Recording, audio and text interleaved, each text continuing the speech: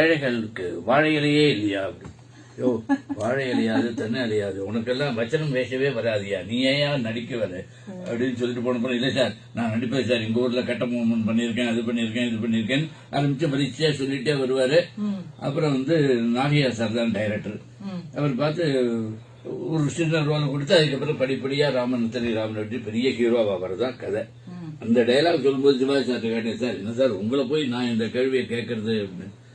சொல்லுவாயோ, நீ நடிக்கதான் வந்திருக்கேன், நான் நடிக்கதான் வந்திருக்கேன், நீ கேட்டதுனால நான் என்ன குறைஞ்சா போயிட போறேன், தைரியமா கேளு, நான் சமாளிச்சுப்பேன் அப்படின்னாரு. அதுதான் சொல்லலாம். அவர்கிட்ட அதாவது சிவாஜி சார்னாவே பார்த்து தன்னுடைய வீட்டுல இருந்து ஒரு வைர நெக்லஸ் காணாம போச்சுன்னு. ஓகே. இன்ஸ்பெக்டர் கோபாலன் அதுதான் எனக்கு சகாயமா அங்க இந்த சாம்பு கேரக்டரோட போற ஒரு இன்னொரு கேரக்டர் இன்ஸ்பெக்டர் கோபாலன். அவர் என்கிட்ட சொல்லுவார், இந்த விஷயத்தை ரொம்ப ரகசியமா வச்சுக்கணும், வெளியில யாருக்கும் தெரியக்கூடாது, ஏன்னா ஜமீன்தார் வீட்டு நகை, அதனால இந்த விஷயம் எனக்கு, உனக்கு, ஜமீன்தார் இந்த 3 பேரை தவிர வேற யாருக்கும் தெரியக்கூடாது அப்படின்னு சொல்லுவார். நான் உடனே மன்னிக்கணும், அந்த திருடின்னு போனானே அந்த திருடனுக்கு தெரியும் இல்லையோ அப்படிமே. இது மாதிரி அந்த சேர்ந்து வராம இருந்தா தனியா எடுத்து சொல்ற மாதிரி யோஜனை பண்ணா இன்னும் நிறைய ஷார்ட்டா வசனங்கள் வரும்னு சொல்றீங்க. ஆமா, பட் டியூ டு ஏஜ் இதான் சிலதெல்லாம் தகார்னு நினைவுக்கு வர. இது 102.3 விவித் பாரதி தமிழ், மனங்களில் என்றென்றும் முழுமையான கொண்டாட்டம்.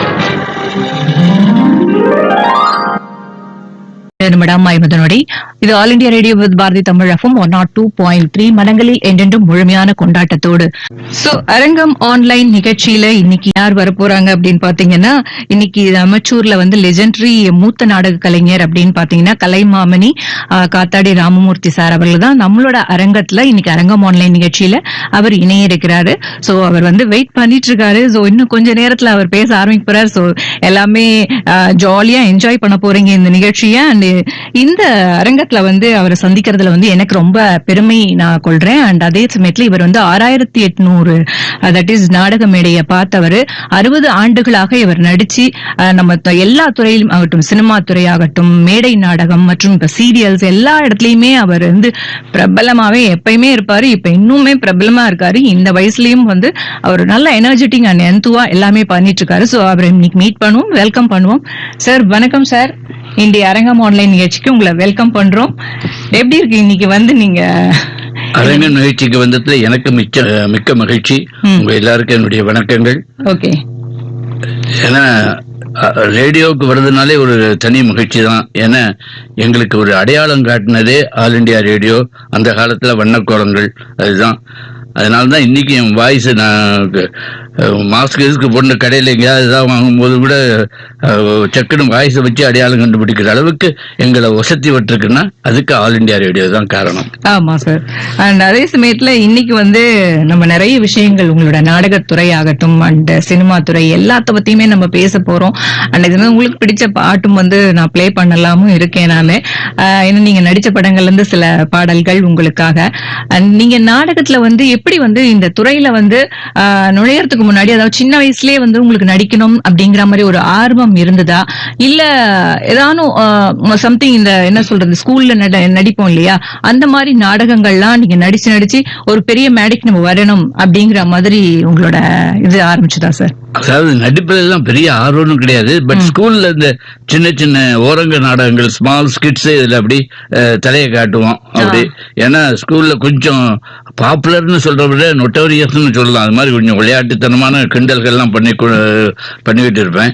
ஆனா என்னுடைய தந்தை திரு சுந்தரேசன் ஒரு பேரு, அவர் வாணிவிலாச சபான்னு குழந்தையில ஒரு அமைச்சர் நாடக குழு நடத்திக்கிட்டு இருந்தாங்க.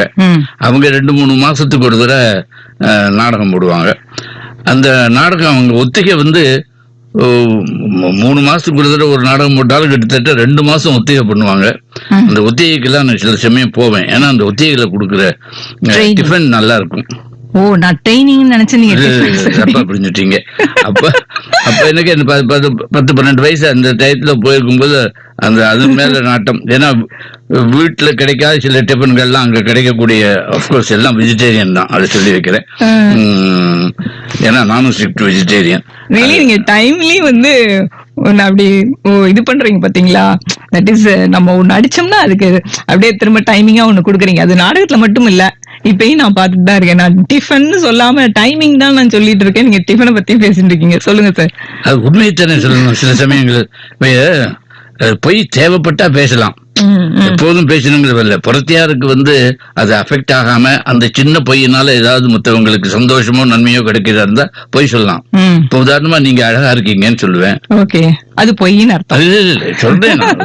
அதுக்கா அதனால அது டிஃபனுக்காக போறேங்கிறது தான் உண்மை.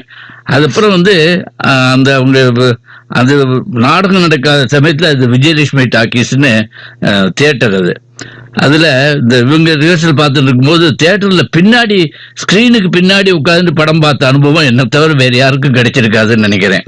Okay okay. அதாவது ஸ்கிரீன் ஒயிட் ஸ்கிரீனுக்கு முன்னாடி தான் உட்கார்ந்து பார்ப்பாங்க, பின்னாடி பெரிய ஸ்பீக்கர் இருக்கும், அதுக்கு பின்னாடி உட்கார்ந்து பார்த்தா எல்லாம் கொஞ்சம் உல்டாவா தான் தெரியும். பட் அது ரசிக்கிறதும் ஒரு தனி சந்தோஷம் தான்.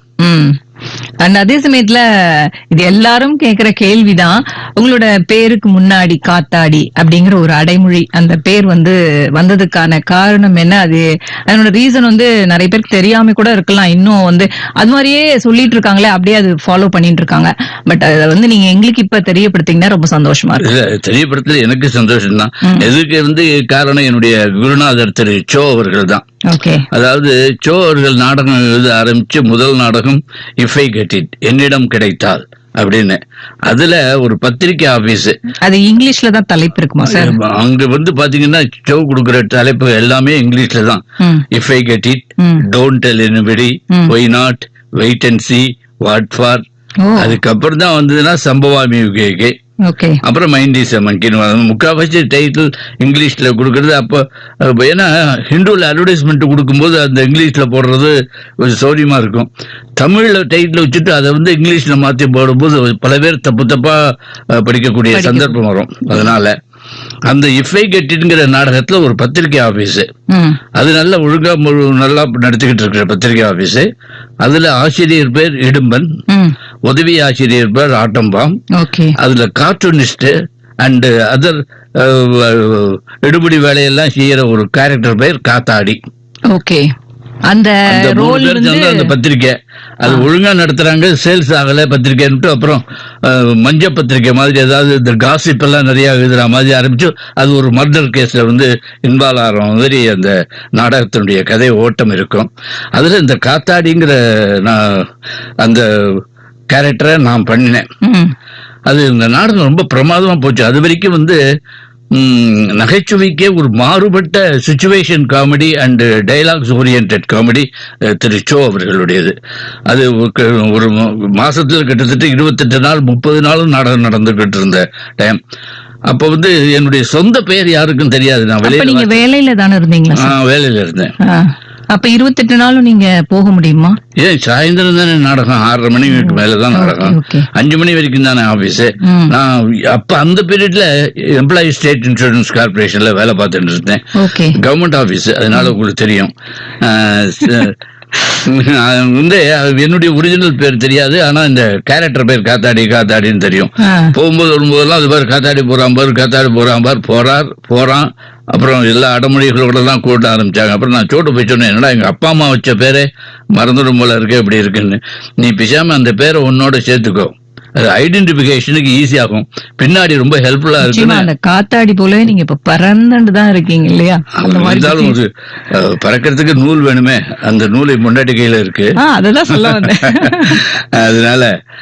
அதனால அந்த பேர் அப்படியே வச்சிருந்தேன். அது நிலைச்சது. இப்போ இன்னைக்கு அது ரொம்ப ஐடென்டிபிகேஷனுக்கு ரொம்ப சௌரியமா இருக்கு, தேங்க்ஸ் டு மை குருநாதர் சோ சார்.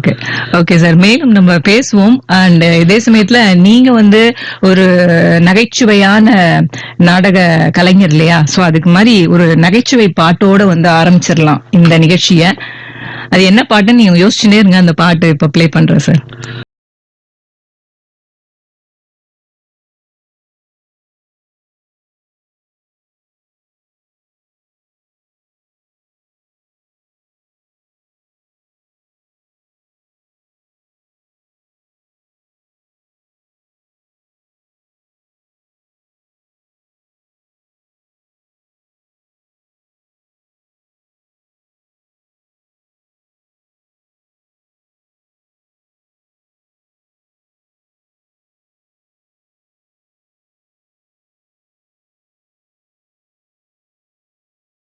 பாட்டை நீங்க கேட்டீங்க, உங்களுக்கு இதனோட பாட்டோட ஏதாவது சொல்லணும்னு நினைக்கும். அது இந்த பாட்டை கேட்கும் போதே நீங்க அந்த காட்சியை இமேஜின் பண்ணி பாத்தீங்கன்னா ஆமா. அதுக்கு தெரியும். NS Krishnan, TA. முதல்வர் 2 பேரும் இன்னும் அவங்க 2 பேரும் அவங்களுடைய சிஷ்யர்களோட பாடுற பாட்டு இது.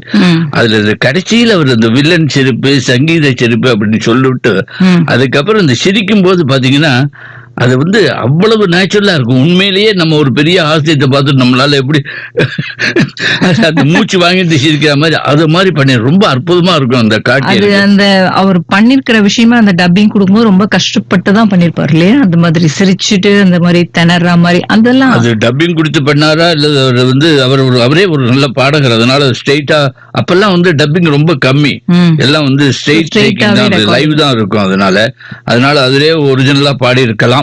எனக்கு அந்த விஷயம் டீடைல்ஸ் தெரியாது. ஓகே. பட் இப்போ இந்த பாட்டெல்லாம் இந்த மாதிரி படங்கள்லாம் நீங்க பார்க்க ஆரம்பிச்ச உடனே தான் உங்களுக்கு சினிமால என்ட்ரு ஆகணும்னு ஃபர்ஸ்ட் நினைச்சீங்களா, இல்ல மேடை நாடகம் தான் ஃபர்ஸ்ட் உங்களுக்கு என்ட்ரியா? இல்ல மேடை நாடகம் தான் எனக்கு என்ட்ரி. மேடை நாடகம் தான் இன்னைக்கு எனக்கு முதல்.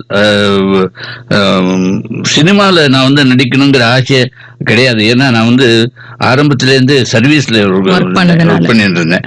அதனால வந்து லீவு கிடைக்காது மாத்திரம் இல்ல, அப்பெல்லாம் சினிமா வாழ்க்கைங்கிறது ஒரு மதில் மேல பூனை இருக்கா மாதிரி. அது இந்த பக்கம் விழுமா இந்த பக்கம் விழுமான்னு சொல்ல தெரியாது. ஆனா நம்ம வந்து ஒரு silver spoon, porn with silver spoon சொல்லுவாங்களே, அது மாதிரி இல்லைனாலும் பான் வித் எவர் சில்வர் ஸ்பூன். அதனால ஓரளவு வாழ்க்கையில கொஞ்சம் வசதியா இருந்த ருசி கண்டவன். அதனால அதுல போய் ரிஸ்க் எடுக்கிற அளவுக்கு துணிச்சல் இல்ல. விருப்பம் இருக்கா இல்லையாங்கிறது செகண்டரி, முதல்ல துணிச்சல் இல்ல. நாங்க வந்து எங்களுக்கு அப்போ இந்த ட்ரூப்ல வந்து அப்ப நாடகம் நடத்துறது இன்னைக்கு சரி அன்னைக்கு சரி இது வந்து ஒரு வருமானத்தை எதிர்பார்த்து நடக்கக்கூடிய விஷயம் இல்லை. கமர்ஷியல் பாயிண்டே கிடையாது. இன்னைக்கும் பேஷன். இன்னைக்கும் நாடகத்தில் நடிக்கிறவங்க முக்கால்வாசி பேர் நாடகம் நடத்தும் போது கை காசு செலவழிச்சுதான் பண்ணிட்டு இருக்காங்க. அப்ப அந்த காலத்துல இது மாதிரி இருக்கும்போது ஃப்ரீயா லேடி ஆர்டிஸ்ட் கிடைச்சாங்கன்னா எவ்வளவு சந்தோஷமா இருக்கும். அது மாதிரிதான் எனக்கு மெட்ராஸ் சிஸ்டர்ஸ் கிடைச்சாங்க. சசி கலாமாலான்னு அவங்க 3 பேர் சிஸ்டர்ஸ். அவங்க எங்க நாடகத்துல நடிச்சுட்டு இருந்தாங்க. அவங்க வீட்டுல முன்னாடி அவங்க டான்சர்ஸ். அவங்க இந்த நாடக குழு வந்து நீங்க தனியா ஆரம்பிச்சதுக்கு அப்புறமா இல்ல தனியா ஆரம்பிச்சதுக்கு அப்புறம் தான். Okay okay. நான் 1966 என்னுடைய நண்பர்கள் ஆர் ரகுநாதன் மறைந்து விட்டார். டி.டி. சுந்தரராஜன், சிவாஜி சதுர்வேதி இவங்க எல்லாம் இருக்காங்க. நாங்க எல்லாம் சேர்ந்து கிட்டத்தட்ட சேம் ஏஜ் குரூப். நாங்க எல்லாம் சேர்ந்து தான் ஆரம்பிச்சோம் ஸ்டேஜ் கிரியேஷன்ஸ் அப்படிங்கிற பேர்ல. அது ஆரம்பிச்சதுக்கு அப்புறம் அதை பில்டப் பண்றதுக்கு இந்த மாதிரி லேடிஸ் ஃப்ரீயா வந்து ஆக்ட் பண்றேன் அப்படின்னு சொல்லும் போது அவங்க வீட்டு ஹால்லயே அங்கன்னே ரிஹர்சல் வச்சுக்கிறது சௌரியம் இருக்குன்னு பண்ணோம். அவங்களுடைய அப்பாவுக்கு டைரக்டர் மாதவன் சார் ரொம்ப க்ளோஸ் ஃப்ரெண்டு.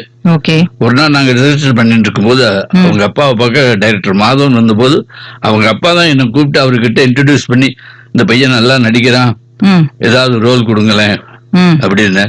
நான் கூட சொன்னேன், சார் நான் ஆபீஸ்ல ஒர்க் பண்றேன் சார், எனக்கு லீவ் போட்டுட்டுலாம் வர முடியாது அப்படின்னு.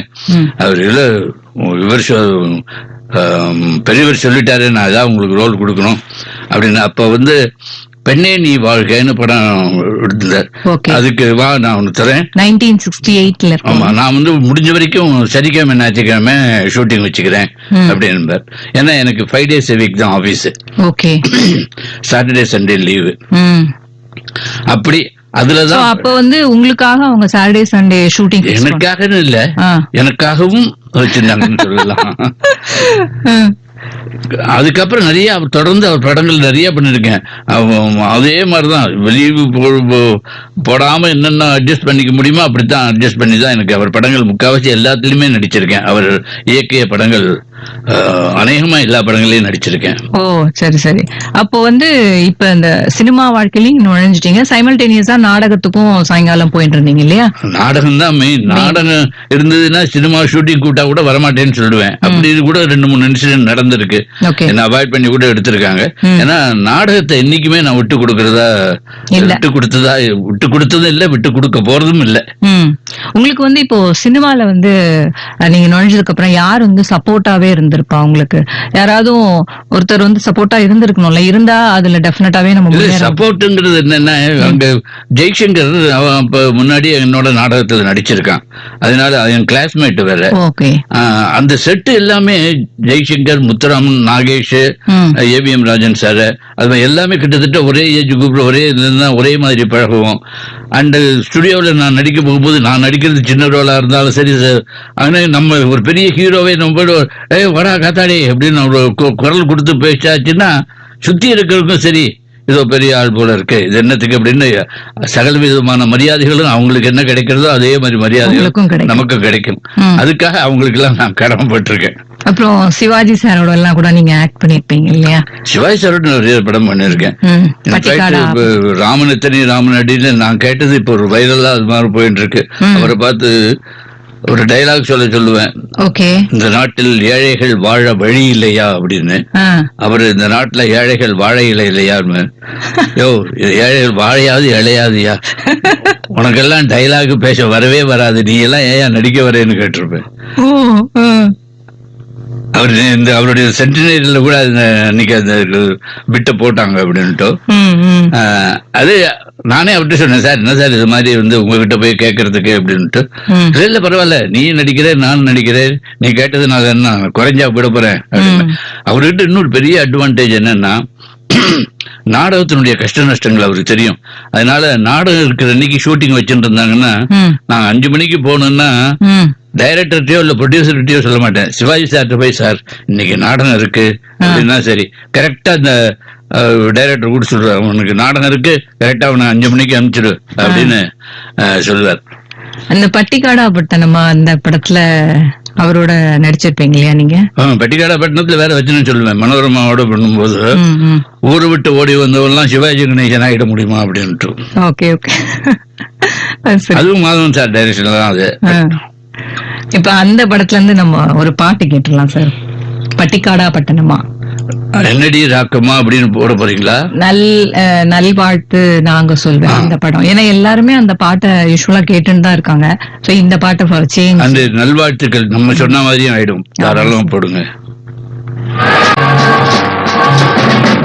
நல்வாழ்த்து நான் சொல்லுவேன், நல்லபடி வாழ்கவென்று. நல்வாழ்த்து நான் சொல்லுவேன், நல்லபடி வாழ்கவென்று. கல்யாண கோவிலிலே கணவன் ஒரு தெய்வம் அம்மா, கல்யாண கோவிலிலே கணவன் ஒரு தெய்வம் அம்மா. நல்வாழ்த்து நான் சொல்லுவேன், நல்லபடி வாழ்கவென்று, நல்லபடி வாழ்கவென்று.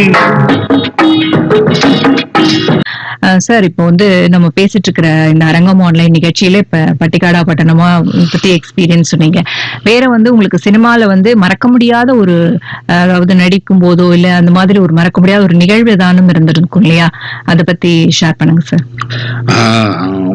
சாதாரணமாவே நடிப்பு நாடகத்திலே ஆகட்டும் அல்லது சினிமாவிலேயாகட்டும் அல்லது சின்ன திரையிலாகட்டும், அதுவே ஒவ்வொன்றுமே ஒவ்வொரு எக்ஸ்பீரியன்ஸ், அதாவது ஒவ்வொரு அனுபவங்கள் உங்களுக்கு நிச்சயமா கொடுக்கும். அதுல வந்து சிலது வந்து ரொம்ப நம்ம வந்து லைட்டா எடுத்துட்டு போறதுதான், சில சமயம் சிலதெல்லாம் கொஞ்சம் மனத்தாங்களுக்கு ஏற்படுத்தக்கூடிய விஷயமாவும் இருக்கலாம். பட் அதெல்லாம் இந்த ஃபீல்ட்ல இதெல்லாம் சகஜன்னு நினைச்சிட்டாங்க, எதிர்ப்பு உங்களுக்கு எல்லாமே சௌரியமா தான் இருக்குங்கிறது என்னுடைய நம்பிக்கை. பட் நீங்க கேட்டதுனால சொல்றேன், எனக்கு ரொம்ப ஒரு பயமா இருந்து நான் சொன்ன டைலாக் வந்து ராமன் எத்தனை ராமன் அடி படத்துல எல்லாருக்கும் தெரிஞ்சிருக்குன்னு நினைக்கிறேன். சிவாஜி சார் நடிக்கணும்னு ஆசைப்படுவார். நான் என்ன சொல்லுவேன், யாராவது வச்சனம் பேசுறீங்களா, ஒரு 25 ரூபா கிடைக்கும் அப்படின்னு. உடனே இவர் வந்து சிவாஜி சார் வந்து நான் பேசுறேன் இது யாரியா புதுமுகமா இருக்கு அப்படின்னு அந்த பையன்கிட்ட இருப்பேன். ஊர்ல இருந்து வந்திருக்காரு சார், நடிக்கணும்னு ஆசைப்படுறேன், நல்ல சாப்பாட்டு ராமன் அப்படிமாங்க. சரி வச்சனம் பேசியா, சொல்லு, இந்த நாட்டில் ஏழைகள் வாழ வழி இல்லையா, இல்ல சொல்லு அப்படிமே. உடனே சிவாஜி சார், இந்த நாட்டுல ஏழைகளுக்கு வாழை இலையே இல்லையா அப்படி. யோ வாழை இலையாது தென்னை இலையாது, உனக்கெல்லாம் வச்சனம் பேசவே வராதியா, நீ ஏன் நடிக்க வர அப்படின்னு சொல்லிட்டு போன போறோம். இல்லை சார் நான் நடிப்பேன் சார், எங்க ஊர்ல கட்டபொம்மன் பண்ணியிருக்கேன், அது பண்ணியிருக்கேன் ஆரம்பிச்சு பரீட்சையா சொல்லிட்டே வருவாரு. அப்புறம் வந்து நாகையா சார் தான் டைரக்டர். அவர் பார்த்து ஒரு சின்ன ரோல் கொடுத்து அதுக்கப்புறம் படிப்படியா ராமன் ரெட்டி பெரிய ஹீரோவா வரதா கதை. அந்த டைலாக் சொல்லும்போது சிவாஜி சார் கேட்டேன், சார் என்ன சார் உங்களை போய் நான் இந்த கேள்வியை கேட்கறது அப்படின்னு. அவர் சொல்ல, ஐயோ நீ நடிக்க தான் வந்திருக்கேன், நான் நடிக்க தான் வந்திருக்கேன், நீ கேட்டதுனால நான் என்ன குறைஞ்சா போயிட போறேன், தைரியமா கேளு நான் சமாளிச்சுப்பேன் அப்படின்னாரு. அதுதான் சொல்ல. நீங்க அவர்கிட்ட அதாவது சிவாஜி சார்னாவே பார்த்து ஒரு பிரம்மாண்டமா எல்லாருமே பயப்படுற விஷயமா இருக்கும், நீங்க அவரை பார்த்து பயந்துண்டா? அதெல்லாம் இல்ல, சாதாரணமா ஒன்னும் பயப்பட வேண்டிய அவசியமே இல்ல.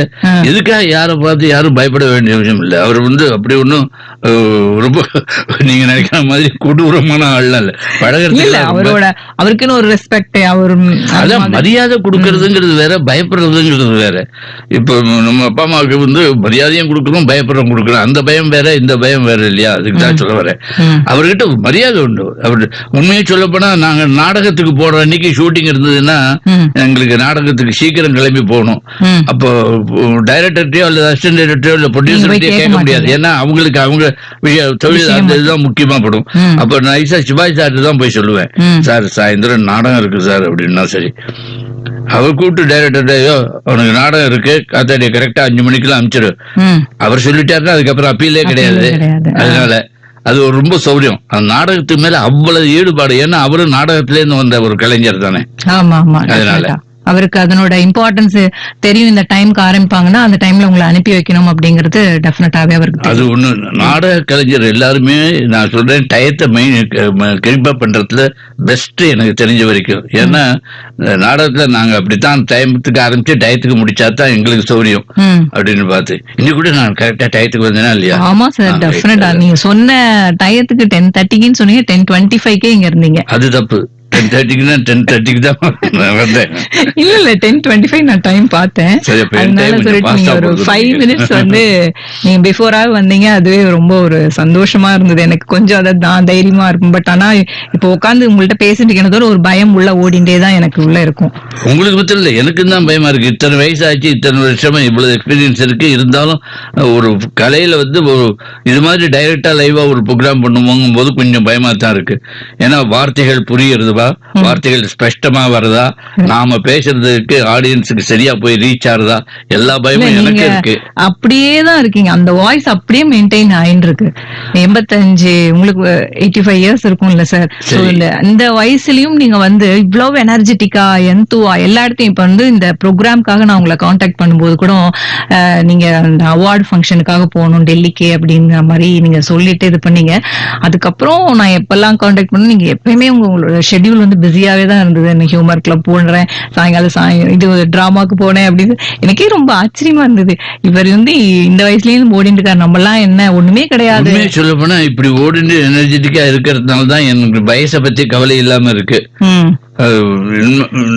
வீட்டுல உட்காந்துட்டோம்னா அதையே நினைச்சுட்டு. ஆமா, இப்ப நான் என்னோட நாடகத்தில் நடிக்கிற சக கலைஞர்கள் கூட நான் சொல்லுவேன், தயவு செஞ்சு நாடகத்தை விட்டுட்டு ஏதோ கஷ்டமா இருக்கு அதுவா இருக்கு சொல்லிட்டு ஒதுங்கி போனீங்கன்னா ஒரே வருஷத்துக்குள்ள உங்களுக்கு ரொம்ப உங்க வயசை வெளியில காட்டிடும். இதை விட 2 மடங்கு உங்களுக்கு டயர்டா போயிடுவீங்க. மேடையில நாடகம் நடிக்கும் போது நமக்கு ரசிகர்கள் கொடுக்கிற கைதட்டலும் ஆதரவும் தான் நம்மள டானிக்கு.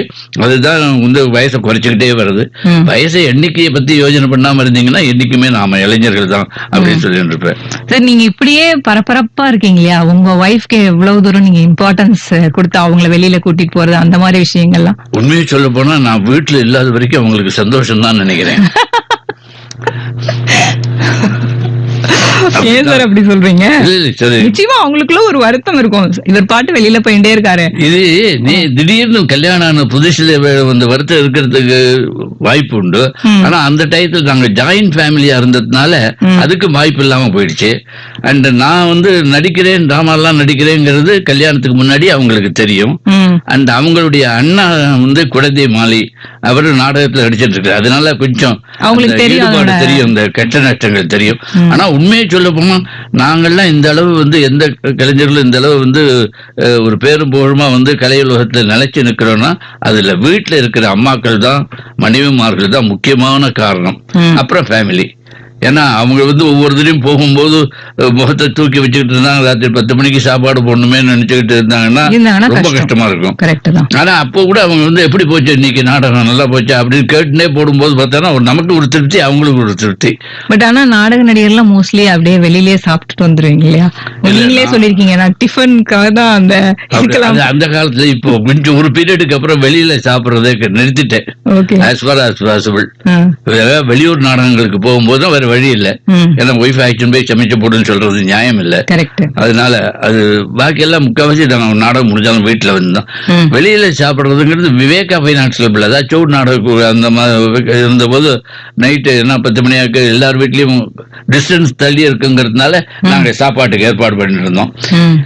இப்பெல்லாம் அதெல்லாம் ஏற்பாடு பண்ற மாதிரி நாடகத்துல வரும்படி கிடையாது உண்மையை சொல்லப்படும். ஏன்னா அப்ப இருந்த சாப்பாட்டினுடைய விலை என்ன, இன்னைக்கு சாப்பாட்டினுடைய விலை என்னன்னு உங்களுக்கே தெரியும். அதனால ஆமா டெஃபினட்டா. அதே சமயத்துல என்னன்னா டிராமா முடிஞ்சு இப்போ ஒரு 8:30 மணிக்கு டிராமா முடியாதுன்னா அவங்க வீட்டை ரீச், அதாவது பக்கத்துல இருக்கிறவங்களுக்கு ஓகே, மயிலாப்பூர் அந்த மாதிரி ஏரியால இருக்கும். ரொம்ப நங்கநல்லூர் அந்த மாதிரி இருக்கிறவங்களுக்கு இப்போ ரொம்ப லாங் டிஸ்டன்ஸ், அவங்க எல்லாம் இங்க வெளியில சாப்பிட்டுதான் ஆகணும் அப்படிங்கிற மாதிரி ஒரு நெசசிட்டி. ஏன்னா இந்த காலத்துல நாடகம் போட்டு முடிஞ்ச உடனே எல்லாரும் ரசிகர்களும் அப்படியே சுத்தி நின்றுறாங்க. அதுக்கே ஒரு 1/2 hour ஆயிடுது. அதுதான் அது அவாய்ட் பண்றது. சில சமயம் நாங்க இப்போ குரோம்பேட்டுக்கும் போயிட்டு நங்கநல்லூர் அந்த சைட்ல போய் நாடகம் போடும்போது நாடகம் முடிஞ்ச உடனே சொல்லாம கொள்ளாம ஓடி போவோம்னு தெரியல, அது மாதிரிதான் கிளம்பிடுறது. ஆமா அப்பெல்லாம் பாத்தீங்கன்னா அப்படி டிராமா முடிஞ்சோன்னா அடுத்த நிமிஷம் எங்க அவங்க எல்லாம் எங்க இருக்காங்க அப்படின்னு பார்க்க முடியாது. பட் இப்ப வந்து அப்படி கிடையாது. ரசிகர்களோட கூட்டம் வந்து ஜாஸ்தியா அந்த மேடை வரைக்கும் வந்து போட்டோ எடுத்து சொன்ன மாதிரி அது ரசிகர்கள் மேடையில் நாங்க நடிக்கும் போது கொடுக்கிற ஒரு சந்தோஷம், ஒரு ஆதரவு. அதே சமயம் நம்ம கூடவே வந்து இப்ப எல்லாம் நிறைய எல்லாம் செல்ஃபி எடுத்துக்கிறேன் அப்படின்ட்டு எடுத்துப்பாங்க. அது ஒரு சந்தோஷம் தானே. அவங்களுக்கு எல்லாருக்கும் அந்த ஈகோ இருக்கும், அந்த சாட்டிஸ்ஃபை பண்றதுக்கு அது மாதிரி விஷயங்கள் தேவைதானே. சரி சார் டெஃபினட்டா. அண்ட் உங்க ஃபேமிலி பத்தி கொஞ்சம் சொல்லுங்களேன். ஃபேமிலினா நான், என் ஒய்ஃப், எனக்கு 2 டாட்டர்ஸ். பெரிய பேர் பூர்ணா, 2வது சௌமியா. 2 பேரும் married and settled in US. எனக்கு முதல்ல இருக்க டாக்டர் மூலமா பேரம் பேத்தி, 2வது டாக்டர் மூலமா பேத்தி பேரன். அப்படியே ரிவர்ஸ் ஆயிடுச்சு. டெய்லி பேசிட்டு இருக்கோம், அவ்வளவுதான். கூப்பிடுறாங்க. நாங்க நிறைய தடவை நான் போயிட்டு வந்துட்டேன், நாடகத்துக்காகவும் போயிட்டு வந்துட்டேன், ஃபேமிலிக்காகவும் போயிட்டு வந்துட்டோம். நானும் என் ஒய்ஃபும் நாடகத்துக்காக போகும்போது நான் தனியா தான் போவேன். நான் ஃபேமிலி அங்க டாக்டர்ஸை பார்க்க போகும்போது ஒய்ஃபோட போவோம். ஒய்ஃபுக்கு போய் அங்க வந்து 3 மாசம் 4 மாசம் இருப்பாங்க. அவங்களுக்கு ஏன்னா வீட்டுல சமையல் கிமையல் விவகாரம். நமக்கு போனா அங்க 2 வாரம் கூட இருக்க முடியல. ஏன்னா உங்களுக்கு டிராமா வீட்லயே இல்லாம சாயந்தரம் 6 மணி ஆனா வெளியில போயிட்டு ராத்திரி 9 மணிக்கு தான் வந்து பழக்கம். அங்க வெளியில போறதுங்கிறதே நடக்காத காரியம். அப்படியே போறதா இருந்தாலும் அவங்களுடைய அவங்க அழைச்சிக்கிட்டு போனா தான் முடியும். நாங்க அதை பேஸ் பண்ணியே நீங்க யார் பக்கம்னு ஒரு நாடகம் போட்டோம். அந்த என்னுடைய அந்த அனுபவத்தை வச்சே போட்டோம். இன்ஃபேக்ட் நான் ரொம்ப பேருக்கு வருத்தமா இருக்கும். நான் சொல்றேன் டைலாக், ஒரு டைலாக் சொல்றேன். என் பிள்ளை வந்து அமெரிக்காவில இருக்கான், உங்களை கூப்பிடுறான் அப்படின்னு ஒய்ஃப் சொல்லுவா. நம்ம அவங்க யூஎஸ்க்கு போலாம், பையன் கூப்பிடுறான் அப்படின்னு. நான் சொல்லுவேன், அமெரிக்காவுக்கு போனேன், அந்த வீட்டுக்கு நான் வாட்ச்மேன், நீ சமயக்காரி. இதுதான். ஆனா இதுதான் முக்கால்வாசி இடத்துல நடக்கிறது. அவங்க கூப்பிடுறது இன்னும் குழந்தைகள் டெலிவரிக்காக கூப்பிடுவாங்க அந்த டயத்துல. அது மாதிரி ஏன்னா அவங்களுக்கு சொல்லி பாத்துக்கிறதுக்காக. ஆமா, அந்த குழந்தைகளும் 3 வயசு ஸ்கூலுக்கு போற வரைக்கும் தான் நம்மள்ட்ட ரொம்ப விட்டுதலா இருக்கும். ஒன்ஸ் ஸ்கூலுக்கு போக ஆரம்பிச்சாச்சுன்னா அதுக்கப்புறம் ஹாய் டாட் தான், அவ்வளவுதான். ஹாய் கிராண்ட்பா, ஹேட் கிராண்ட்மா, அப்படி அந்த லெவல்ல போயிடும். அதனால பட் அவங்கள சொல்லி குத்தம் இல்லை, ஏன்னா அந்த லைஃப் அப்படி. அதுக்கு தகுந்த மாதிரி தான் அவங்க வாழ்ந்தாகணும் அப்படின்ட்டு நம்மள போய் அவங்கள கஷ்டப்படுத்த முடியாது. நம்ம அங்க இண்டிவிஜுவலா இருக்க முடியுமா, இருக்க பழகிண்டா இருக்கலாம், இல்லையா நமக்கு சொர்க்கமே போனாலும் சொந்த ஊரை போல ஆகுமாதான். கரெக்ட் தான். சரி, ஒரு பாடல் கேட்டுட்டு வந்துடலாம் சார். நீங்க நடித்த படத்துல இருந்து தான் இந்த பாடல், ராமன் எத்தனை ராமடினி. இந்த படத்துல இருந்து நம்ம இந்த பாடல் உங்களுக்கு. இந்த பொண்ணுக்கு தங்க மனசு ரொம்ப நல்ல பாடல். சரி, அது அம்மாடி பொண்ணுக்கு தங்க மனசு, அந்த பாட்டை உங்களுக்காக பிளே பண்றேன்.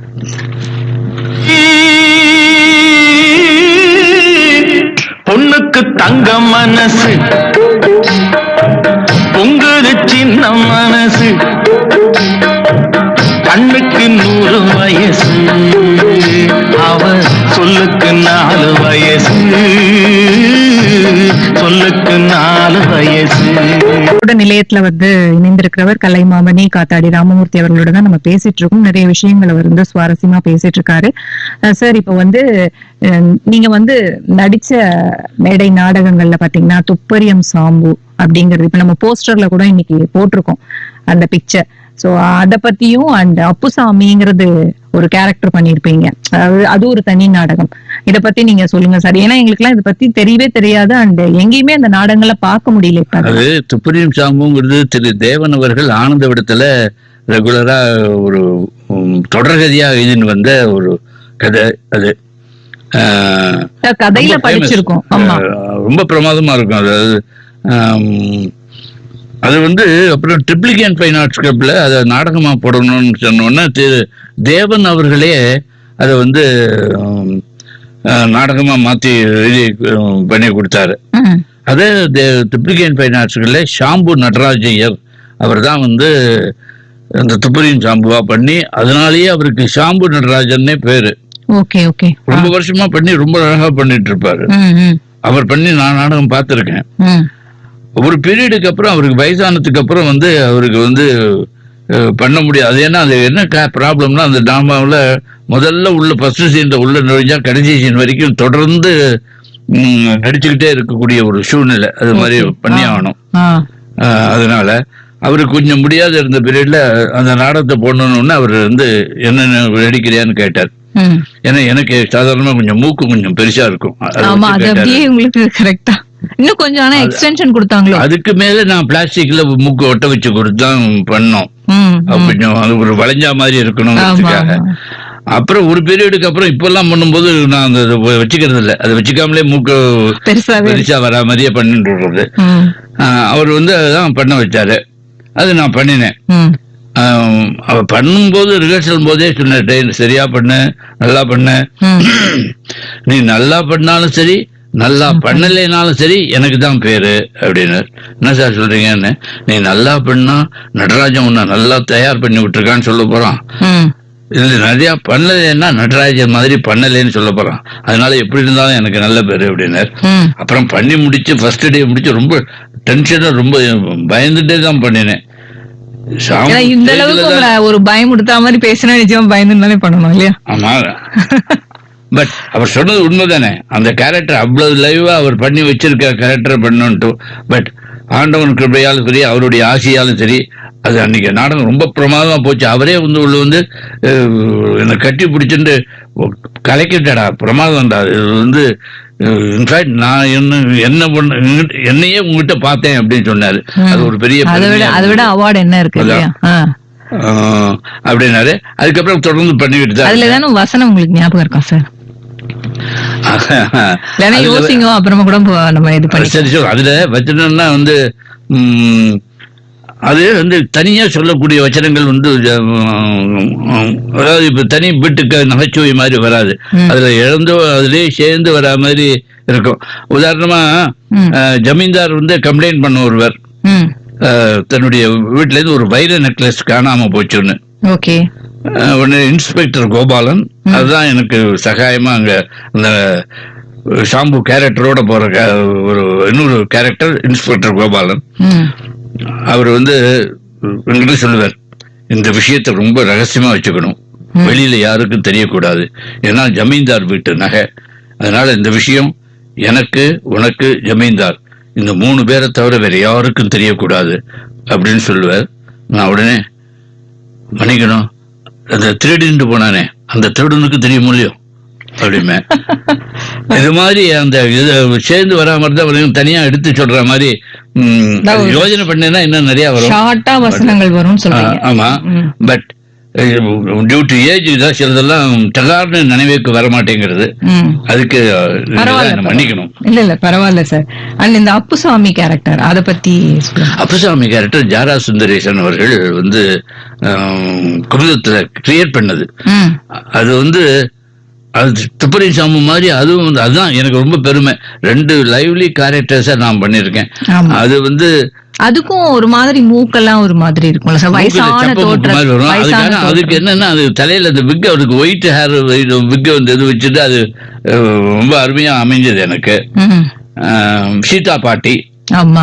அது நிறைய பேர் பண்ணிருக்காங்க சீதா பாட்டி அந்த கேரக்டர். பர்டிகுலரா யாரும் ஸ்பெசிபிக்கா இவா மட்டும் பண்ணணும் அப்படிங்கிற மாதிரி இல்ல. யாரையா சொல்லி யார் பேரையா விட்டேன்னா நான் வம்பல மாட்டிப்பேன்.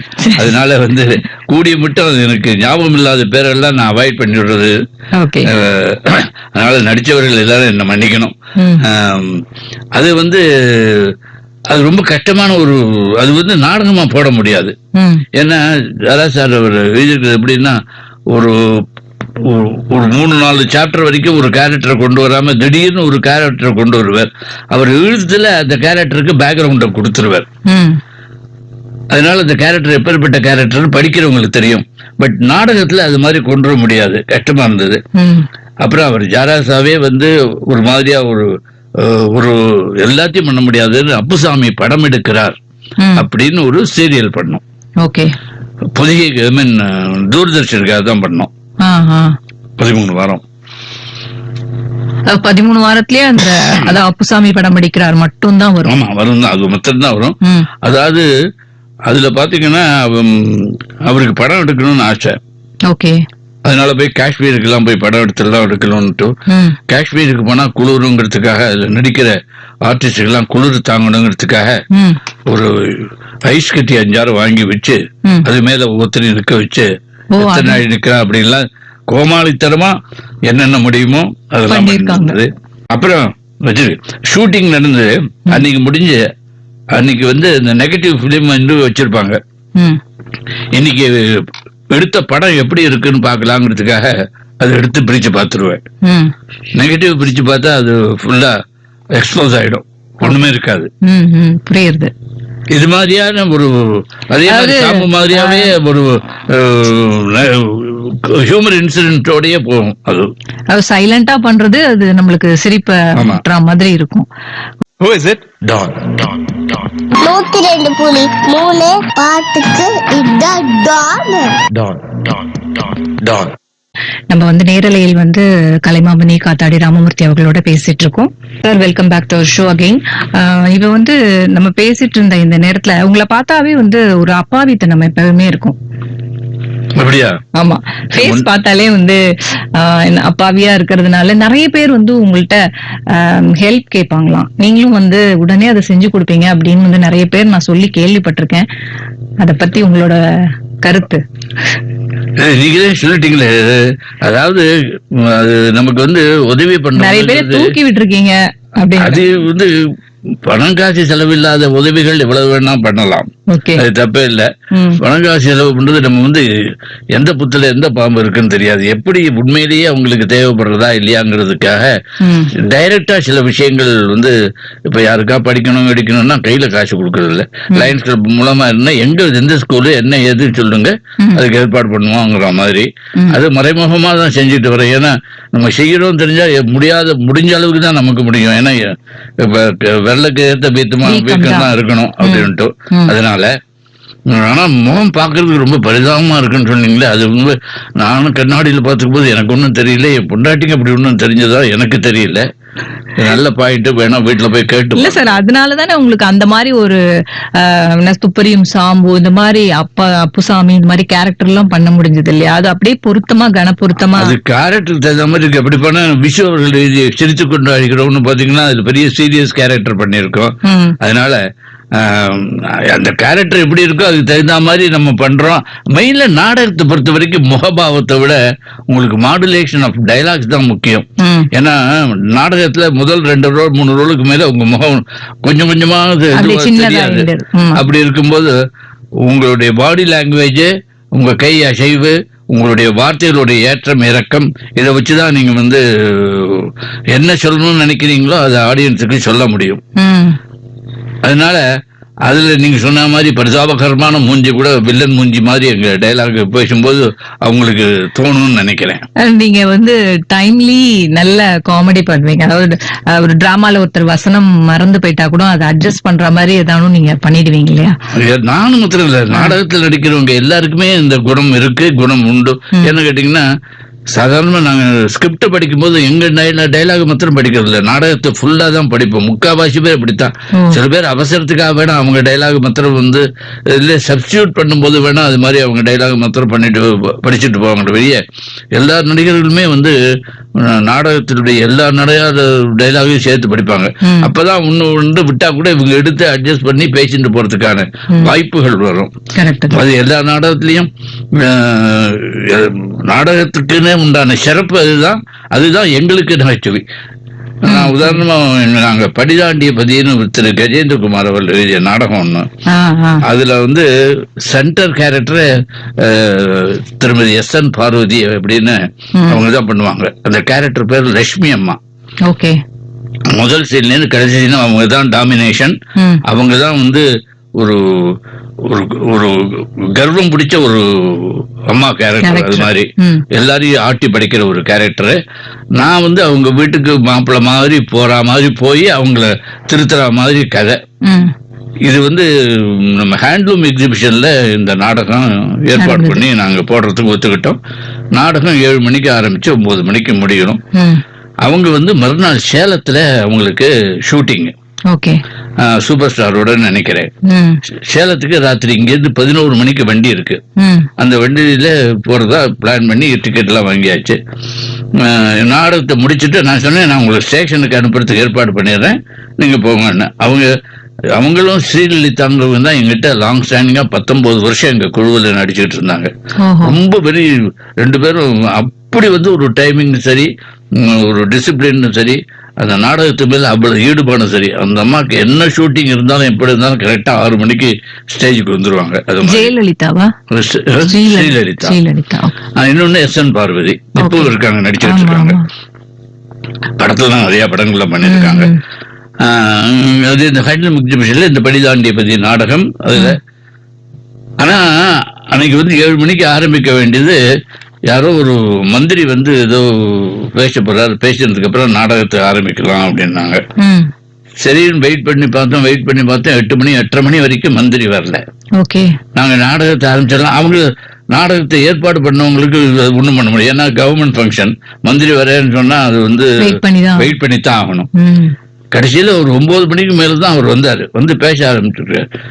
நான் உடனே பார்த்தேன். அதுக்கப்புறம் நாடகத்தை முடிச்சு இந்த அம்மாவுக்கு வந்து ட்ரெயின்ல அனுப்புறதுங்கிறது நடக்காத காரியம் வச்சு நான் என்ன சொன்னேன், உடனே 9 மணிக்கு அந்த அம்மாட்ட, நீ பார்வதி நீ கிளம்பி ஊரு ஸ்டேஷனுக்கு போ.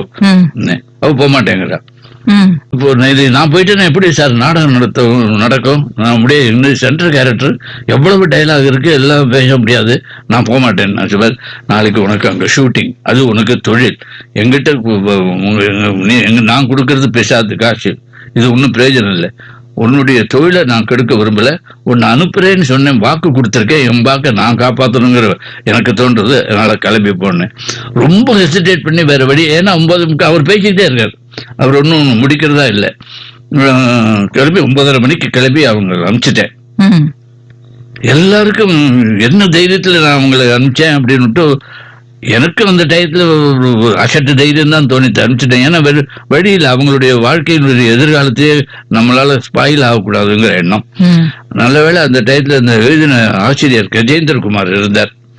அவர்கிட்ட கேட்டேன், உங்களுக்கு லட்சுமி அம்மா டயலாக் எல்லாம் தெரியுமா அப்படின்னு கேட்டேன். எனக்கு டயலாக் எல்லாம் தெரியும், அதெல்லாம் நான்லாம் பிசி எல்லாம் எடுத்துட்டு பொம்பளை கேரக்டர் போட மாட்டேன் அப்படின்னு. நீங்க பொம்பளை கேரக்டர் போட வேண்டாம், அந்த லட்சுமி அம்மாவை அப்படியே நான் லட்சுமி பதியா மாத்திடுறேன். அந்த சென்ட்ரல் லேடி கேரக்டர் அப்படியே மேல் கேரக்டரா மாத்திட்டோம். அவரு ஓரளவு டைலாக், ஏன்னா ஆசிரியர்னால ஓரளவு டைலாக் சொன்னேன். பட் கூட பண்ண நாங்க தான் வந்து அவங்க அட்ரஸ் பண்ணும் போதெல்லாம் எஸ் மேடம் தான் அட்ரஸ் பண்ணோம். ஐயா அம்மா அம்மான்னு தான் கூப்பிட்டேன். ஏன்னா அதே பழக்கமா போனதுனால நாடகத்துல சாதாரண வச்சனங்கள் நெற்று பண்ணணும், மனப்பாடம் பண்ணணும்னா அது அப்படியே ஊறி போயிடும். பேசும்போது தப்பா அப்புறம் சொல்லிட்டு மாத்தி வெளியே ஆக மொத்தம் அந்த நாடகம் ரொம்ப பிரமாதமா போச்சு. அப்புறம் இப்ப சில இடங்கள்ல தொடர்ந்து அவங்க வர முடியாத டயத்துல இது மாதிரி மேல் கேரக்டர் வச்சே போட ஆரம்பிச்சிட்டோம். ஒரு ஆப்ஷன் வச்சுட்டீங்க. இது மாதிரி நாடகம் நடத்துறவங்க எல்லாருக்குமே இந்த அனுபவங்கள் இருக்கணும். அந்த அனுபவங்களை சமாளிச்சுன்னு நாங்க நாடகம் நடத்துறோமே, அதுதான் எங்களுக்கு சந்தோஷம். ஓகே சார், மேலும் தொடருவோம் சார். சார், இப்ப இந்த அழகான பாடல், நீங்க விரும்பிய பாடல் கேட்டீங்க, வான் நிலா பட்டின பிரவேசத்துல இருந்து. சோ இத பத்தி உங்களுக்கு ஏதானும் நினைவுகள் வருதா? நிறைய நினைவு. ஏன்னா பட்டின பிரவேசம் நாங்க நாடகமா போட்டது. இந்த நாடகத்தை பார்த்துட்டு தான் கேபி இம்ப்ரெஸ் ஆகி பாலச்சந்தர் சார் வந்து படமா எடுக்கணும் தீர்மானம் பண்ணி, டெல்லி கணேசனுக்கு இங்க நாடகத்தில் நடிச்சிருந்தவனுக்கு அப்ப வெறும் கணேசன் தான், அவனுக்கு வந்து டெல்லி கணேசன் அவனை மாத்தி படத்துல அதே ரோல் கொடுத்து இன்னி வரைக்கும் டெல்லி கணேசன் தமிழ் நாடக கலை உலகத்துல போடு சக்க போட்டு இருக்கார். ஆமா ஆமா, அதுக்கு ஒரு வழிகாட்டியா நான் இருந்திருக்கேன்னு நினைக்கும் போது சந்தோஷமா இருக்கு. அப்போ என்ன வந்து அந்த படத்துல அதே ரோலை நடிக்க சொல்லும் போது நான் சொன்னேன், எனக்கு லீவ் போட்டு வரதெல்லாம் கேட்டோம், நீங்க வந்து ஷூட்டிங் இருந்தாலும் இல்லைனாலும் சரி ஒரு ஷெட்யூல் போட்டேன்னா எல்லா ஆர்டிஸ்டும் இருக்கணும் பீங்க, அது கஷ்டமா இருக்கு, யோஜனை பண்ணணும். அப்படி என்ன யோஜனை பண்றது, நான் படம் எடுக்கிறேன், உனக்கு ரோல் கொடுத்துருக்கேன், யோஜனை பண்றதாவது, the ball is in my court அப்படின்னு கோவமா. Yes sir, I agree, ball is in your court, but the ball is mine, அதனால சொல்றேன் சார் அப்படின்னு சிரிச்சுட்டார். சரி சரி போ, நான் மோகன்கிட்ட சொல்றேன், உனக்கு வந்து எப்பப்போ சௌரியப்படுமோ அப்பப்போ உன்னை கூட்டுக்கிறேன், அட்ஜஸ்ட் பண்ணிக்கிறேன் அப்படின்னார். அது மூலமா தான் பட்டின பிரவேசத்துல அதே ரோல் பண்ணேன், நான் அந்த கேரக்டர் பண்ணோம். ஓகே சார், இப்ப வந்து நீங்க வந்து ஜெய்சங்கர் சாரோடையும் நிறைய ஒர்க் பண்ணிருக்கீங்க, மாணவன் இந்த மாதிரி படத்துல இருந்து. சோ அவர் தான் உங்களை வந்து இந்த சினிமா துறைக்கே கூட்டின்னு போனவர் இல்லையா? சினிமா துறைக்கே என்ன கூட்டின்னு போனவர் இல்ல, சினிமா துறையில வந்ததுக்கு அப்புறம் நிறைய படங்களுக்கு அவன் வந்து அவனுக்கு ஃப்ரெண்டா வர ரோல் எல்லாத்துலயும் வந்து அவனை ப்ரொடியூசர்கிட்ட சொல்லிடுவான், என்ன அவருக்கு நடிக்க சான்ஸ் கொடுன்னு சொன்னா பரவாயில்ல, நீங்க காத்தாடியை கூட்டு ரோல் கொடுக்குது. ஏன்னா அப்போ ஜாவா வண்டி வச்சுட்டு இருந்தேன், அந்த வண்டிக்கு வேற அந்த ஷூட்டிங்க்கு தேவைப்பட்டதுன்னா உடனே சொல்லிடுவான், கொடுங்க காத்தாடியை கூட்டு நடிக்க சொல்லுங்க, அவர் உங்கள்கிட்ட காசும் கேட்க மாட்டார், கன்வீனியன்ஸும் கேட்க மாட்டார், அவன் சர்வீஸ்ல இருக்கான் அப்படின்னு சொல்லி விட்டுருவார். அதனால அவங்க கொடுக்கணும்னு நினைச்சா கூட கொடுக்காம போற சூழ்நிலையில தான் நான் இருந்திருக்கேன். பட் வித் ஆல் தட் நிறைய படங்கள் அவனோட பண்ணியிருக்கேன். அண்ட் இன்ஃபேக்ட் அவன் பண்ண ஒரே சீரியல் என்னோட சீரியல் சன் டிவில குப்பத்து சாஸ்திரிகள், அதுல நானும் அவனும் பண்ணியிருக்கோம்.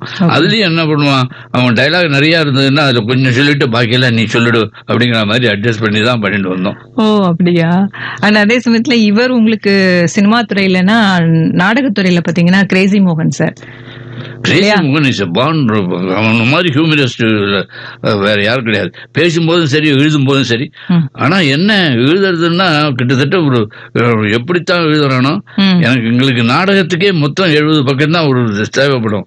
அவன் ஒரு சீனே கிட்டத்தட்ட 200 பக்கம் 150 பக்கம் எழுதி நான் அதை எடிட் பண்றதுக்குள்ள பட்ட கஷ்டங்கள் எனக்கு தெரியும். அதுக்கெல்லாம் எடிட்டிங்கா சார்? எனக்கு கொடுத்த வரைக்கும் கிட்ட கொடுத்த வரைக்கும் அவனுடைய நாடகங்கள் நிறைய எடிட் பண்ணியிருக்கேன். அவனுடைய பட் ஹியூமர் வந்து ரொம்ப அது ஒரு அதை எப்படி சொல்றதுன்னு சொல்ல முடியாது, அவ்வளவு பிரமாதமா இருக்கும். இன்ஃபேக்ட் என்னுடைய ஐயா அம்மா அம்மம்மா நாடகங்கிறது தூர்தர்ஷன்ல 82ல வந்தது. அது வந்ததுக்கு அப்புறம் தான் எனக்கே ஒரு தனி பாப்புலாரிட்டியே த்ரூ அவுட் த வேர்ல்டு கிடைச்சது. தமிழர்கள் எங்கெங்கெல்லாம் இருக்காங்களோ அங்கெல்லாம் இந்த ஐயா அம்மா அம்மா அவனுடைய வச்சனங்கள் கேட்கும். சாதாரணமா ஒரு சின்ன ஒரு எக்ஸாம்பிள் ஒன்று சொல்றாங்களேன், அது வந்து உங்களுக்கு ஒரு சிறப்பா ஒண்ணு வச்சிருக்கேன் நானு, அத நீங்க கேட்கணும்னு நான் ஆசைப்படுறேன். சரி. அண்ட் அவரோட ஹனிமூன் கப்பல் இதெல்லாமே வந்து 500 நாட்களுக்கு 500 தடவை வந்து மேலேயே போயிருக்கு. ஒரு 5 நாடகங்கள் பாத்தீங்கன்னா படிதாண்டிய பத்னி அண்ட் டௌரி கல்யாணம், படிதாண்டிய பதி, அப்புறம் வந்து டௌரி கல்யாணம் அண்ட் ஹனிமூன் கப்பல் ஒண்ணு, ஹனிமூன் கப்பல், ஐயா மாமா, அப்புறம் ரன்னவே ஹஸ்பண்ட், அதெல்லாம் கே ராமன். இதெல்லாமே ஒரு 500 தடவை வந்து மேடை ஏறி இருக்கு, 500க்கு மேலேயே மேடை ஏறி இருக்கு அப்படிங்கறது சொல்லப்படுற விஷயம். சோ நீங்க இப்ப பேசுனீங்க இல்லையா ஐயா அம்மா அம்மா, சோ அது ரிலேட்டடா வந்து உங்களுக்காக ஒரு ஸ்பெஷலா நான் வந்து கொண்டு வந்திருக்கேன், அதை கேளுங்க.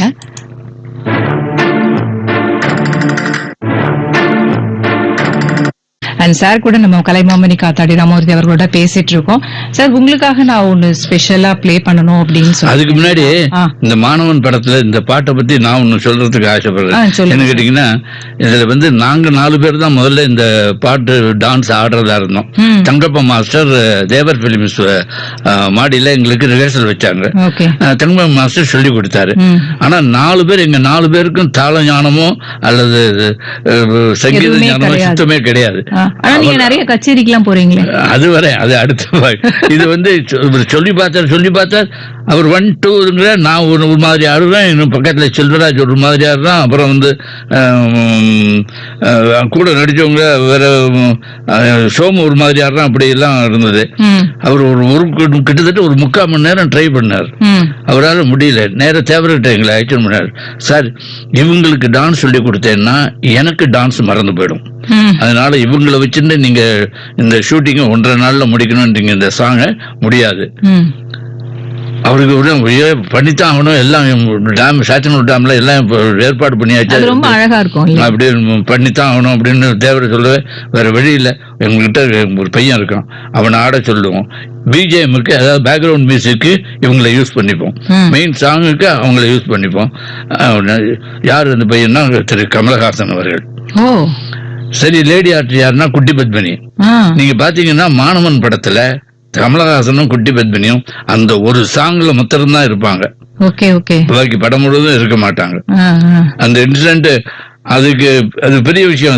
அது ஒரு கமல் அப்ப சின்னவரா இருந்திருப்பாரு அப்படி. அது ஏன்னா இது பாட்டு கேட்ட உடனே அது சொல்லணும்னு ஞாபகம் வந்தது.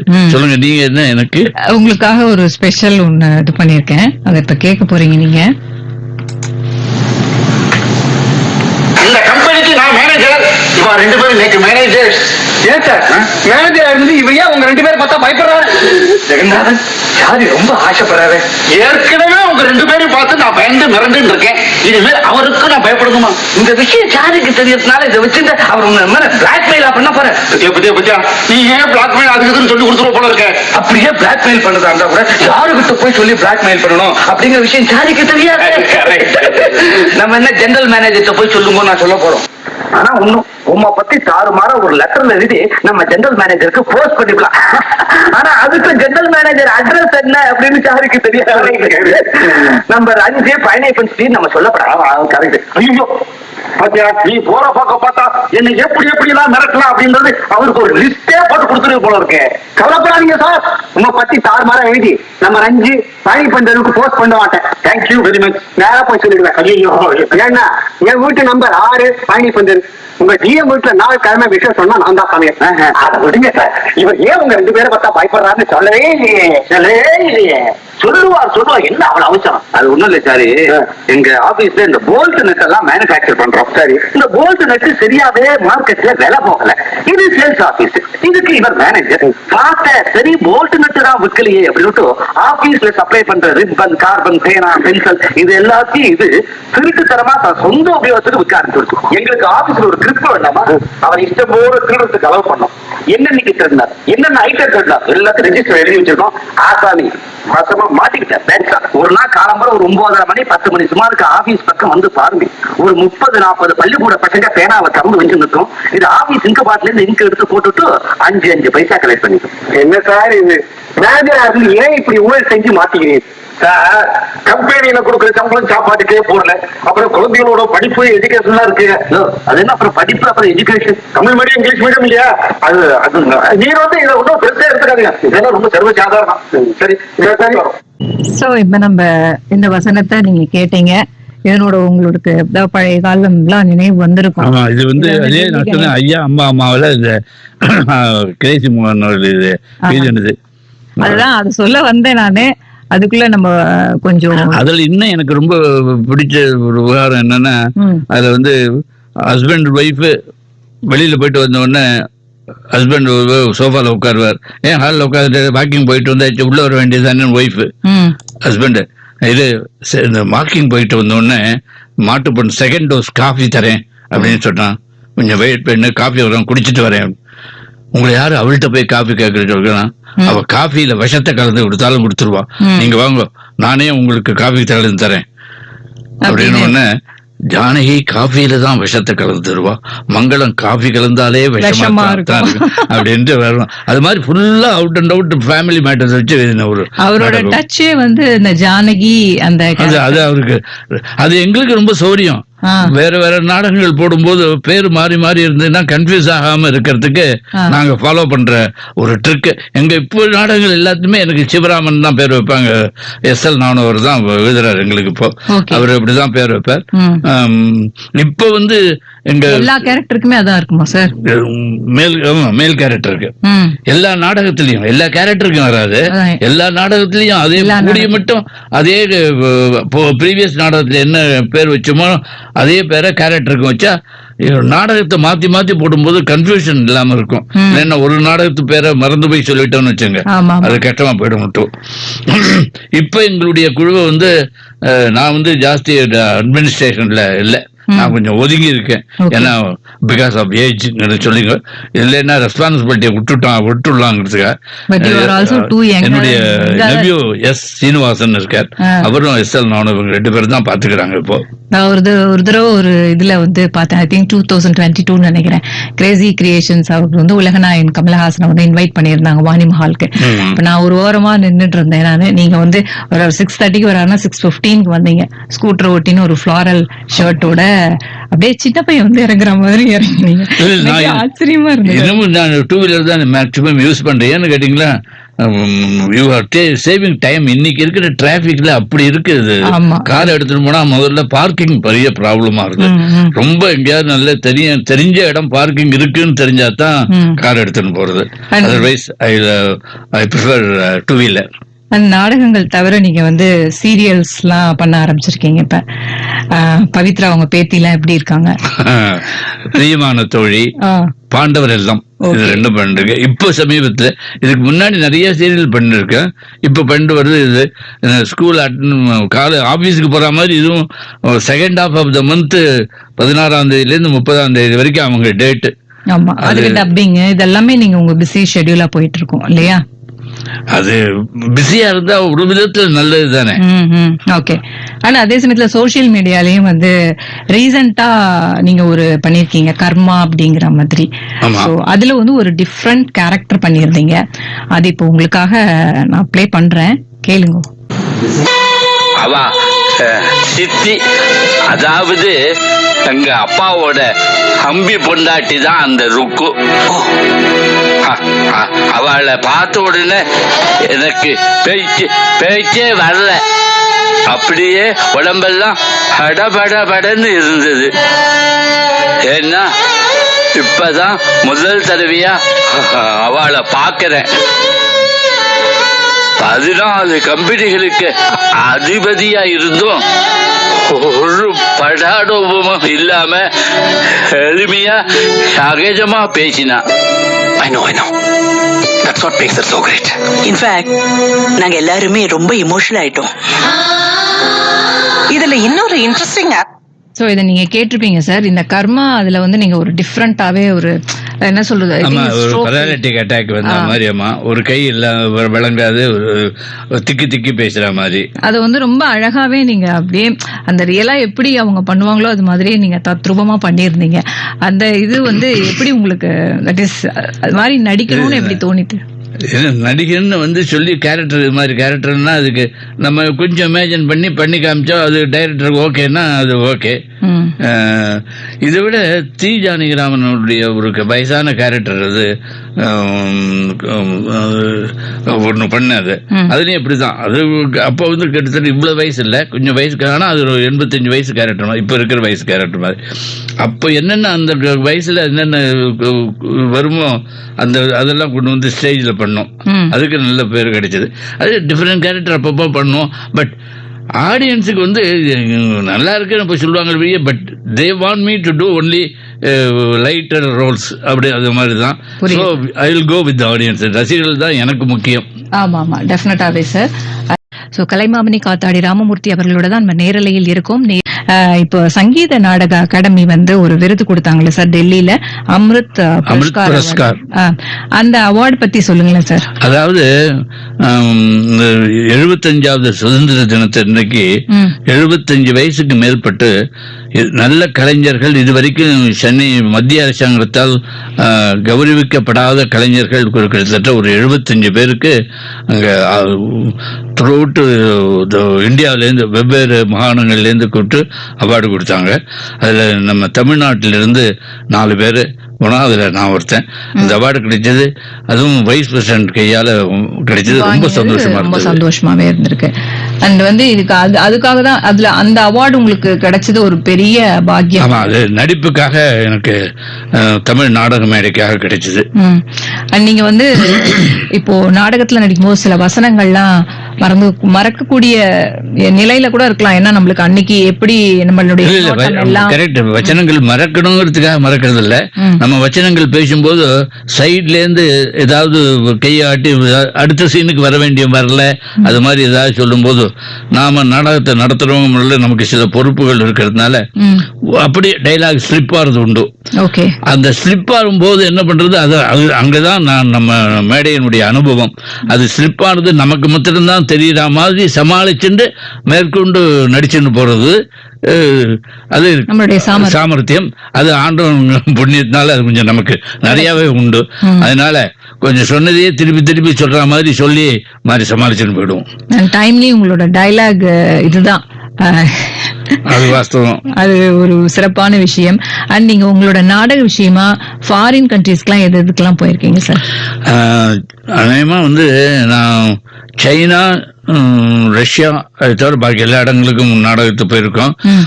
நாடகத்தை முக்காவாசி இடங்களுக்கு நாடக குழுவோட போகிறது இல்லை, தனியாவோ இல்லை கூட ஒருத்தரையா அழைச்சிக்கிட்டு அங்க இருக்கிற கலைஞர்களை யூஸ் பண்ணிக்கிட்டு பண்றதுதான் சௌரியம். அது பல விதத்துல உங்களுக்கு ரெடியா இருப்பாங்களா சார்? இருக்காங்க, முன்னாடியே ஸ்கிரிப்ட் அனுப்பிச்சு பண்ணலாம். அது மெயினா நாங்க அமெரிக்காவுக்கு கிட்டத்தட்ட 7-8 தடவை போயிருக்கேன். அங்க இருக்கவங்க அங்க ஸ்டேஜ் ஃப்ரெண்ட்ஸ்னு ஒரு தனி குழுவே இருக்கு. அவங்க நியூ ஜெர்சியில நாடகம் நடத்திட்டு இருக்காங்க, அவங்களாவது நடத்திட்டு இருப்பாங்க. நாங்க போகும்போது எங்க ஸ்கிரிப்ட் அவங்களுக்கு அனுப்பிச்சு என்னென்ன எனக்கு தெரியும், ஒரு தடவை போனதுனால யாராவது என்ன பண்ணக்கூடியவங்கன்னு அந்தந்த ஆளுக்கு. அப்படி இல்லைன்னா அவங்களே சப்ஸ்டியூட் பண்ணி மாத்தி ரெடியா இருப்பாங்க. நாங்க போய் ரிஹர்சல் பார்த்துட்டு ஒரு நாள் 2 நாள் ரிஹர்சல் பார்த்துட்டு மேடையை எடுத்துடுவோம். இப்ப ரீசெண்டா கூட போயிருக்கீங்களா? அதாவது பேண்டமிக் அந்த இது பீரியடுக்கு முன்னாடி போயிருந்தோம். நானும் திரு SL நானும் அவர்களும். அது அவர் தான் எங்க மேனேஜர், ரைட்டர், டைலாக் எல்லாம் அவர் தான் எழுதுறாரு. அவர் தானே இந்த ஐயா அந்த இது வந்து வேற ஒரு டிராமா ஜுகல்பந்தி, இப்ப லேட்டஸ்டா இருக்கிறது ஜுகல்பந்தின்னு. அது ஒரு நல்ல தீம் அந்த நாடகத்துக்கு. அதாவது ஜுகல்பந்தின்னா என்னன்னு உங்களுக்கு தெரியும்னு நினைக்கிறேன். பலவிதமான வாத்தியங்களை மேடையில வாசிக்க விட்டு அதை ஜனங்களை ரசிக்க வைக்கிறாங்க. அதே மாதிரி இது வாழ்க்கையில பலவிதமான குணாதிசயங்களை ஆண்டவன் படைச்சு அவங்கள மோத விட்டு ஆண்டவன் ரசிக்கிறான். ஆனா மேடையில் நடக்கிற ஜுகல்பந்திக்கும் வாழ்க்கையில் நடக்கிற ஜுகல்பந்திக்கும் என்ன வித்தியாசம்னா, மேடையில் நடக்கிற ஜுகல்பந்தியில தாளம் தப்பாது, வாழ்க்கையில நடக்கிற ஜுகல்பந்தி தப்பு தாளங்கள் தான். அதை எப்படி சமாளிச்சு நம்ம வாழ்க்கையை நடத்துறோமோ அதுதான் நமக்கு வெற்றி அப்படிங்கிற பேஸ்ல எழுதியிருப்பாரு.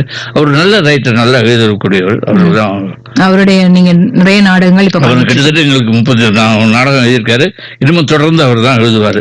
Okay sir. அண்ட் வந்து வேற ஏதாவது இப்ப எங்களோட நேயர்களுக்கு வந்து இப்ப இந்த மாதிரி நடிப்பு துறையில வந்து நாங்க வரணும், நாடகத்துல நாங்களும் நடிக்கணும் அப்படின்னு சொல்றவங்களுக்கு நீங்க கொடுக்குற அட்வைஸ், அதாவது ஒரு மூத்த நாடக கலைஞரா கொடுக்க வேண்டிய. நடிப்புங்கிறது எல்லாருக்கிட்டையும் இருக்கு, இது ஒன்னும் புதுசா கத்துக்கிறதுங்கிறது இல்ல. நம்ம யாராவது நடிக்க தெரியாதுன்னு சொன்னா அது போய் தான் நினைக்கிறேன். ஏன்னு கேட்டீங்கன்னா வாழ்க்கையில பலவிதமான சந்தர்ப்பங்கள்ல பலவிதமா நாமளே நடிச்சுக்கிட்டு தான் இருக்கோம். அதனால ஆனா மேடையில நடிக்கிறது கொஞ்சம், வாழ்க்கையில் நடிக்கிறது யதார்த்தமா இருக்கும், மேடையில் நடிக்கிறது கொஞ்சம் மிகைப்படுத்தப்பட்டதா இருக்கும். அவ்வளவுதான். எல்லாரும் நடிக்கலாம், நடிக்கவாங்க. ஆனால் நாடகத்துல நடித்தா அது ஒரு தனி இன்பம் தான். அந்த இன்பத்தை வந்து அது ஒரு ஆத்ம திருப்தி. அதை வந்து வேற எதனாலையும் கட்டுப்படுத்த முடியாது, எதனாலையும் வரவழைக்கவும் முடியாதுங்கிறது தான் என்னுடைய எண்ணம். எல்லாரும் ஆனா நாடகத்தை பார்க்கறதுக்கு நிறைய குழந்தைகள் வரணுங்கிறது என்னுடைய ஆவல். அவங்க வந்தா தான் எதிர்காலத்தில் நாடக உலகத்துக்கு ஒரு நல்ல பிரகாசம் கிடைக்கும். இப்ப நீங்களும் வந்து சின்ன வயசுல நாடகத்தை பார்த்துதான் வளர்ந்தீங்க. உண்மையான பேச்சு. அதனால அதே மாதிரி நீங்களும் குழந்தைங்க வந்து நடிக்கணும், அதாவது அவங்களும் வந்து பார்க்கணும் அப்படிங்கறது. சரி, இவ்வளவு தூரம் என்ன கேள்வி கேட்டீங்க, நான் உங்களை ஒரு கேள்வி கேட்கிறேன். நீங்க 11 மணிக்குல இருந்து 1 மணி வரைக்கும் இந்த ப்ரோக்ராம் ஏற்பாடு பண்ணிருக்கீங்க, என்ன சொல்றீங்க, நான் வரப்போறேன். எதிர்பாராத விதமா என்னால வர முடியலன்னா உங்களுடைய நிலைமை என்ன? ரொம்ப கொஞ்சம் கஷ்டம் தான். ஏன்னா இவ்வளவு ஒரு பிரபலமா உங்களோட ஒரு ஆட் கொடுத்து, நான் பிரபலம் நான் என்ன மாத்திரம் சொல்ல இல்ல, நான் அந்த ப்ரமோவை சொல்றேன். ப்ரமோ எல்லாம் நாங்க கொடுத்து எல்லாருமே ஒரு எதிர்பார்ப்போட காத்திருப்பாங்க. சார் இன்னைக்கு வரப்போறாங்க, அவங்களுக்கு நமக்கு என்ன கமெண்ட்ஸ் போடலாம், போன்ல பேசலாமா அப்படிங்கிற மாதிரி எல்லாம் பிளான் பண்ணிருப்பாங்க. பட் வரலன்னா என்ன பண்றது, உங்களோட நீங்க நடிச்ச படங்கள்ல இருந்து பாடல்களை போட்டு உங்களை பத்தி கொஞ்சம் பேசிட்டு அப்புறம் வேற விஷயங்கள் அப்படியே நாங்க கண்டினியூ பண்ணலாம். இப்ப நாடகத்துல நடிக்கிறதுக்கு திடீர்னு ஒரு ஆள் லேட்டா வந்தா வர முடியலன்னா என்ன பண்றோம், என்ன திண்டாட்டமோ அந்த அதே திண்டாட்டம் உங்களுக்கு உண்டு. we are sailing in the same boat. அதுக்காக தான் கொஞ்சம் கேட்டேன். ரொம்ப தேங்க்ஸ் சார். அண்ட் நீங்க நேரம் உங்களுக்கு இல்லாம காரணம், உங்களுக்கு அடுத்த ஒரு விஷயம் இருக்கு, ரெக்கார்டிங் அது மாதிரி இருக்கிறதுனால நீங்க கிளம்ப வேண்டிய சந்தர்ப்பம் இருக்கிறதுனால 1 o'clock முடிய வேண்டிய ப்ரோக்ராமே நீங்க ஒரு 10 நிமிஷம் எங்களுக்கு அதிகமா ஒதுக்கி வச்சு இப்படி உங்களோட சேர்ந்து இது மாதிரி ஒரு நல்ல ப்ரோக்ராம் நடத்தும் போது ஒரு 5 நிமிஷம் 10 நிமிஷம் இல்ல, 1/2 மணி 3/4 மணி கூட இருந்து நடத்தி கொடுத்துட்டு, அதனால எனக்கும் சந்தோஷம், கேட்கறவங்களுக்கு சந்தோஷம். அதுதான் வேணும் வாழ்க்கையில. நீங்க வந்து எப்படின்னா ஒரு பெரிய புத்தகம் சொல்லலாம், கை புத்தகம்ல கூட இதுவா இருக்கும், பட் பெரிய புத்தகம், நிறைய படிக்கணும். அதுல ஒரு 60 ஆண்டுகள் உங்களுடைய பயணத்தை வந்து எப்படி எல்லாம் நீங்க இருக்கீங்க, 6800 ஸ்டேஜ்லயும் ஏறி நீங்க நிறைய நாடகங்கள் நீங்க எடுத்திருக்கீங்க. அந்த சமயத்துல நிறைய இப்ப அவார்டும் வாங்கியிருக்கீங்க. அதுக்கு எங்களுடைய ஆல் இண்டியா ரேடியோ சார்பில் உங்களுடைய வாழ்த்துக்களை தெரிவித்துக் கொள்கிறோம். அண்ட் நேயர்களின் சார்பிலும் நிலையத்தின் சார்பிலும் உங்களுக்கு மனமார்ந்த நன்றி. அண்ட் மேலும் வந்து நீங்க நிறைய நடிக்கணும், எங்களுக்கு அதாவது நிறைய விஷயங்களை நீங்க கொடுக்கணும் அப்படிங்கறது எங்களோட ஆசை சார். நிச்சயமா அதே மாதிரி மேலும் மேலும் என்ன அழைச்சு நல்ல நிகழ்ச்சிகளை நானும் கலந்துக்கிறதுக்கு ஒரு வாய்ப்பை ஆல் இண்டியா ரேடியோ மூலம் நீங்களும் தரணும்னு உங்களை வேண்டி கேட்டுக்கொள்கிறேன். நன்றி, வணக்கம். ரொம்ப நன்றி சார். அப்படின்னு ஒய்ஃப் சொல்லுவா, நம்ம அவங்க யூஎஸ்க்கு போகலாம், பையன் கூப்பிடுறேன் அப்படின்னு. நான் சொல்லுவேன், அமெரிக்காவுக்கு போனேன், அந்த வீட்டுக்கு நான் வாட்ச்மேன், நீ சமயக்காரி. இதுதான். ஆனால் இதுதான் முக்கால்வாசி இடத்துல நடக்கிறது. அவங்க கூப்பிடுறதே இன்னும் குழந்தைகள் டெலிவரிக்காக கூப்பிடுவாங்க அந்த டயத்துல. அது மாதிரி ஏன்னா அவங்களுக்கு குழந்தைய பாத்துக்கிறதுக்காக. ஆமா, அந்த குழந்தைகளும் 3 வயசு ஸ்கூலுக்கு போற வரைக்கும் தான் நம்மள்ட்ட ரொம்ப விட்டுதலா இருக்கும். ஒன்ஸ் ஸ்கூலுக்கு போக ஆரம்பிச்சாச்சுன்னா அதுக்கப்புறம் ஹாய் டாய்ட் தான், அவ்வளோதான். ஹாய் கிராண்ட்பா, ஹாய் கிராண்ட்மா, அப்படி அந்த லெவலில் போயிடும்.